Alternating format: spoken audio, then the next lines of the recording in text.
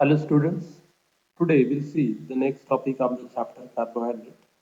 In the previous lecture we have seen that different kinds of detectors used in the HPLC. Then we have seen that the gas chromatographic technique used in the analysis of carbohydrate. Today we'll see the next topic, that is enzymic methods. Then we have a mass spectrometry, then we have thin layer chromatography, electrophoresis, and various kinds of analytical tools used for the analysis of polysaccharides. So let us see one by one. So the first one is the enzymic method for the specific analysis of mono and oligosaccharides. So the method of choice for the determination of starch employs the combination of enzymes in sequential enzyme catalyzed reactions and if specific for starch as long as purified enzyme preparations are used. Other enzymic methods for the determination of carbohydrate have been developed. So they are often but not always specific for the substance being measured. So kits for the several enzymic methods have been developed and marketed.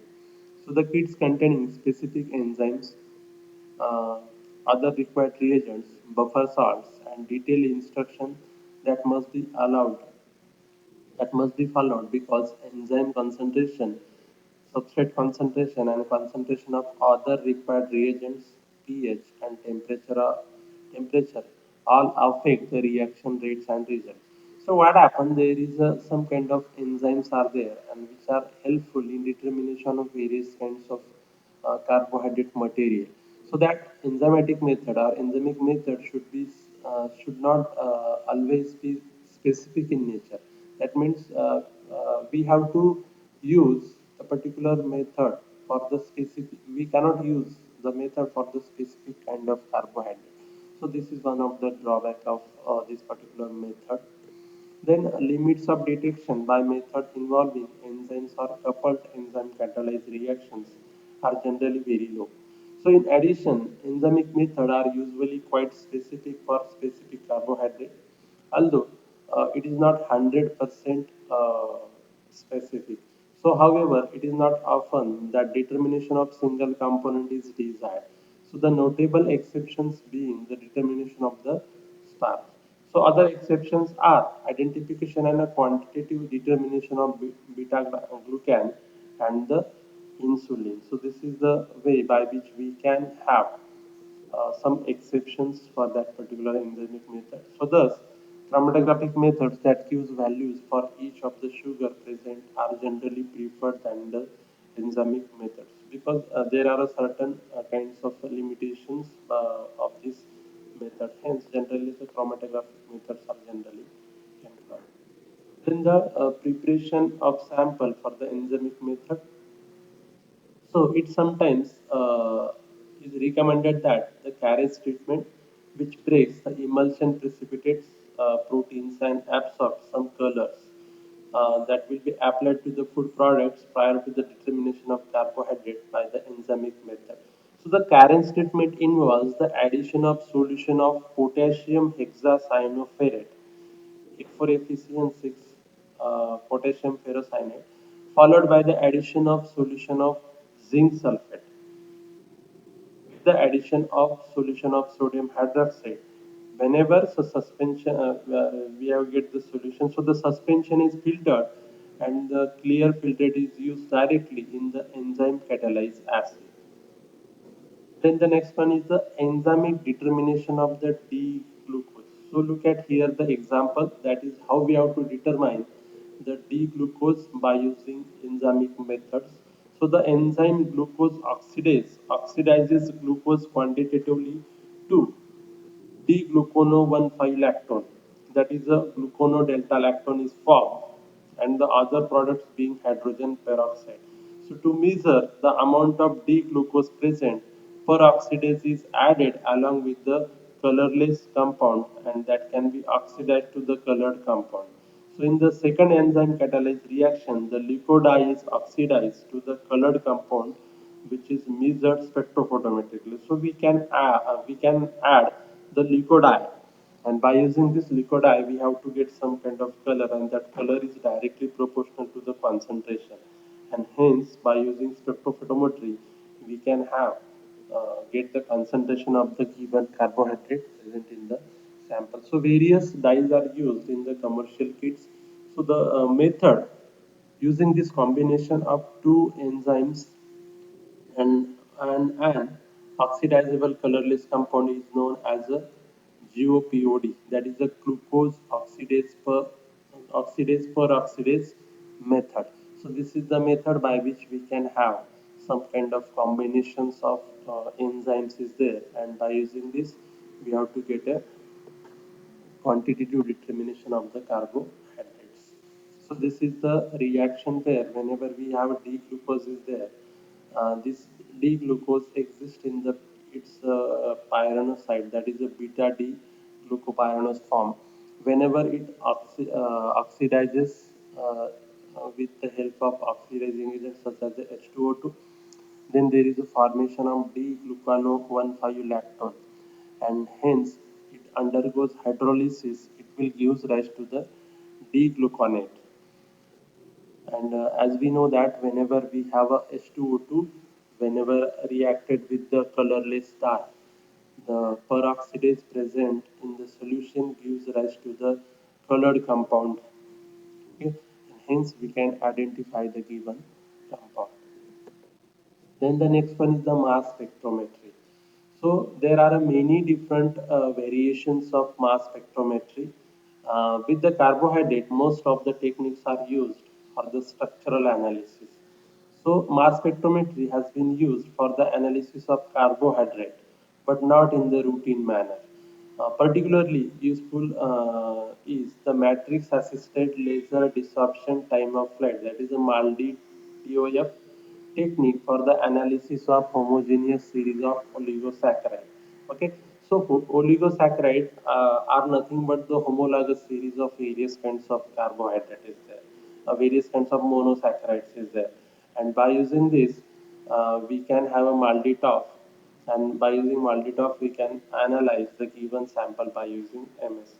So the comparison was made between the anion exchange HPLC, capillary electrophoresis, and MALDI-TOF, uh, the MALDI-TOF mass spectrometry for the analysis of malto-oligosaccharides, with the conclusion that the latter technique gave the best result. That is, MALDI-TOF gives the best result as far as the malto-oligosaccharide analysis is concerned, and that's why the MALDI-TOF is generally used for the analysis of uh, oligosaccharides. This is the particular MALDI-TOF mass spectrum of malto-oligosaccharides produced by the hydrolysis of starch. So the number indicates DP, that is internal standard IS is there. So degree of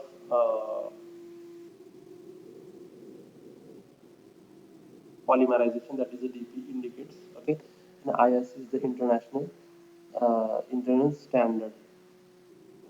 The next topic we have the thin layer chromatography. So the thin layer chromatography has been used for the identification and quantification of the sugars present in the molasses from the sugar beet and the cane processing. So by using thin layer chromatography, we can have the identification and quantification of the sugars. Okay. So what we have to take a thin layer chromatography plate. Into that, we have to put the sample on it, and we have to run the sample, and then we can have identify the given content of that particular sample present in the molasses from sugar beet and the cane also. So it is particularly useful for the rapid screening of the several samples simultaneously. If your number of samples are there, then at that time we can generally employ the thin layer chromatography. The next one, the capillary electrophoresis. So the capillary zone electrophoresis has been also used to separate and measure the carbohydrate. But because carbohydrate lack chromophoric groups, pre-column derivatization and the detection with the UV or fluorescence is required. So here also in the capillary electrophoresis also, we cannot have any kind of chromophoric group present in the carbohydrate, and hence we need some kind of pre-column derivatization and detection with UV or fluorescence detector. Generally, this method provides no advantage over HPLC method for the carbohydrate analysis, and hence it is generally not employed in the analysis of carbohydrate. Then next one is the polysaccharide. So what is mean by polysaccharide? So the polysaccharide are nothing but they are made up of the number of monosaccharide or oligosaccharide units. Okay, so the starch is the second only to the water as the most abundant component of the food. So the starch is mostly used in the food. So the starch is found in all parts of the plant, that is the leaves, stem, root, tubers, and seeds. So variety of commercial starches are available worldwide as a food additives. So these include corn, that is getting from the maize, waxy maize, and then high amylose corn, that is the amylo maize, then potato, wheat, rice, tapioca, tapioca, arrowroot, and saga starches. So these are the some starch materials. In addition, starch is the main component of wheat, rye, barley, oat, rice, corn, mung bean, and pea flours, and certain roots and tubers such as the potatoes, the sweet potatoes, and yams. Then how we have to analyze the starch content. So for the total starch content, we will have analysis. So for that, the principle is that the only reliable method for the determination of total starch is based on complete conversion of starch into the D-glucose by purified enzymes specific for starch and determination of D-glucose released by the enzyme specific for it. So the what are the potential problems with that? So the starch hydrolyzing enzymes such as the amylase must be purified to eliminate any other enzymic activity that would release D-glucose, for example, cellulases, invertase, sucrase, and beta-glucanase, and catalysis, which would destroy the hydrogen peroxide on which the enzyme determination of D-glucose depends. The former contamination would give false high values and later gives false low values. That is, that particular cellulose and invertase or sucrose glucanase gives false high values, while that of the catalase gives false low values. So these are the potential problem with that. Also, even with purified enzymes, problems can be encountered with this method. So it may not be quantitative for high amylose or another starch, at least partially resistant to the enzyme catalyze hydrolysis. Resistant starch, by the definition, is composed of starch and the starch degradation product that escape digestion in the small intestine. So the resistant starch is nothing but the starch which is remain in the intestine without digestion. So there are generally considered to be the four starch sources that are resistant to the digestion are so slowly digested that they pass through the small intestine. So first one, starch that is physically inaccessible to the amylases because it is trapped within the food matrix. That is a uh, resistant starch one. Then second, we have a starch that resists enzyme catalyzed hydrolysis because of the nature of the starch granule, that is the uncooked starch. Then next one is the retrograded starch, that is the RS3. That is the starch polymers that have recrystallized after gelatinization of granules. For example, cooked potatoes contain resistant starch, that is the RS3. Then fourth one, that is a starch that has been modified structurally in such a way as to make it less susceptible to the digestion. So these are the four different types of resistant starch. Then next, that is the one method of starch analysis purports to overcome at least the first three of these problems. So in it, the starch is dispersed in dimethyl sulfoxide DMSO and then converted quantitatively to D-glucose by treatment with the thermostable alpha amylose to effect the depolymerization and the solubilization of the starch. Okay, so here we have to disperse the given sample in the DMSO and then convert it quantitatively the D glucose by treatment with the amylases. That is, there is a breakdown is going to be takes place. That is, the depolymerization is going to be takes place. So glucoamylase effects quantitative conversion of the fragments produced by the action of the alpha amylase into D-glucose. So the D-glucose is determined with the glucose oxidase peroxidase reagent. That is a combined reagent. So this reagent contains colorless leucodine that is oxidized to the colored compound by the hydrogen peroxide in a reaction catalyzed by the peroxidase.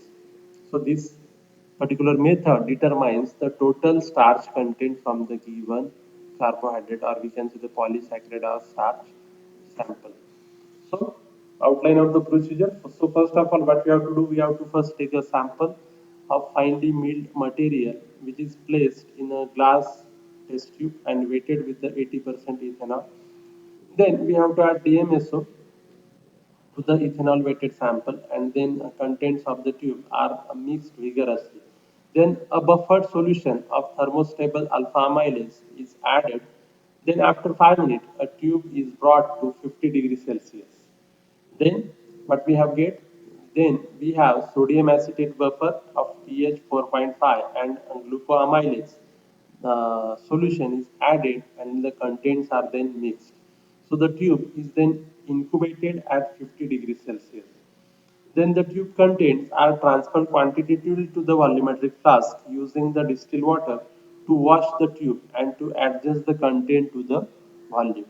After thorough mixing of the flask, aliquots are removed and treated with the GOPOD reagent and incubated at 50 degrees Celsius. So the absorbance of the test sample and the reagent blank is measured at the wavelength required by the particular GOPOD reagent being used. So this is the method by which we have to determine the total starch. So first one, we have to take a starch, we have to gelatinize that starch, then we have to get a starch solution, then we have to digest the given starch solution, then we will get the linear and the branch fragments of amylose and amylopectin. Then we have to digest it with glucoamylose. Then we can get a D-glucose. Then we have to treat it with glucose oxidase, and then again treat with the peroxidase and leucodine. And there is a formation of color. And that color is proportional to the amount of glucose which is to be released in that particular analysis, in that particular degradation. So this is about the total starch determination by using this particular method. Then next one is the degree of gelatinization of starch. So when starch granules are heated in a water to a temperature specific for starch being cooked, they swell and then they lose their crystallinity and bifidobacterium and become much more susceptible to the enzyme catalyzed hydrolysis. Whenever we are heating the starch in water produces a phenomenon that results from two processes. So the gelatinization and the pasting. So often together referred to as simply gelatinization, which are very important in determining the texture and the digestibility of the foods which contain in the starch. So there are several methods have been developed that make use of the fact that certain enzymes act much more rapidly on the cooked starch than they do on the native starch. A particularly sensitive method employs a combination of pullulinase and beta-amylase, neither of which is able to act on the uncooked starch granules. So with gelatinase or pasted starch, the enzyme pullulinase debranches amylopectin and any branched amylose molecules, giving a mixture of linear segments of various sizes. So generally, beta amylose then acts on the linear chains, releasing the disaccharide maltose and starting at non-reacting ends and a small amount of maltodextrin. So the degree of gelatinization is determined by measuring the amount of reducing sugar which is formed during degradation of that particular starch into the corresponding oligosaccharides. So this is the schematic representation where we have the degree of gelatinization. So first one we have to take the starch solution or starch suspension. Then we have to digest it with some kind of debranching enzymes. Then we have to get a linear segments of amylose and amylopectin. Again, we have to digest it with beta amylase, and whenever we have a digest it with beta amylase, then there is a conversion of this amylose and amylopectin into the maltose is going to be takes place, and then from that we have to determine the reducing sugar. Whenever we have compared the value with that obtained from the completely gelatinized starch. Then we have the degree of retrodegradation. So what is mean by retrodegradation? So opposite to the gradation, it is a retro gradation.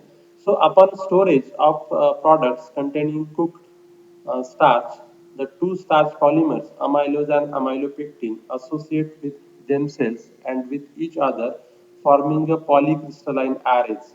This process of reordering, it is called as a retrogradation. So the retrogradation is the contributing factor to the scaling of bread and other bakery products for an example.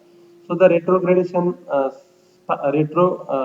starch like native starch is acted on very slowly by the combination of pullulananes plus beta amylase. Therefore, the basic method described can be used to determine the retrogradation. So the decrease in the reducing power, that is from maltose release by the action of the enzyme combination after storage, is a measure of amount of retrograded starch at the time of analysis and or the degree of retrogradation. So this is all about the degree of retrogradation. Okay. So this is all about the today's lecture. In the next lecture, we will see the remaining topic in this chapter.